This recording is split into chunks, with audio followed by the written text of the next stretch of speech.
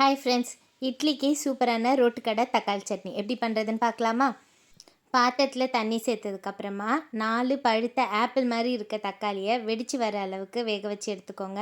இந்த அளவு தோல் வெடித்தாலே போதும். இப்போ ஆறுனதுக்கப்புறமா தக்காளியோட தோலை உரிச்சிருங்க. தக்காளி நல்லா பழமாக இருந்தால் தான் இந்த சட்னி நல்லா டேஸ்ட்டாக இருக்கும். ஸோ அதனால் நல்லா பழுத்த தக்காளியாக எடுத்துக்கோங்க. இந்த மாதிரி தக்காளி தோல் உரிச்சிட்டு மிக்சியில் சேர்த்துட்டு நல்லா அரைச்சி எடுத்துக்கோங்க.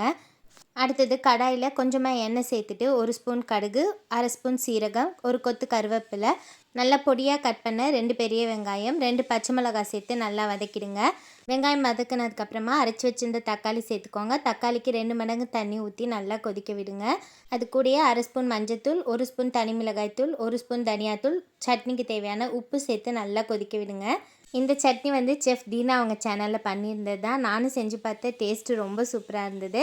சட்னி கொஞ்சம் கெட்டியானதுக்கப்புறமா கொத்தமல்லி போட்டு இறக்குனிங்கன்னா சூப்பரான ரோட்டு கடை தக்காளி சட்னி ரெடி. உண்மையாகவேங்க இந்த சட்னியை தொட்டு சாப்பிட முடியாது, இந்த மாதிரி ஊற்றி தான் சாப்பிட முடியும். நீங்களும் ட்ரை பண்ணி பாருங்கள், டேஸ்ட்டு அப்படி இருக்கும். ஸோ இந்த வீடியோ உங்களுக்கு பிடிச்சா லைக் பண்ணி சப்ஸ்கிரைப் பண்ணிக்கோங்க. தேங்க்யூ.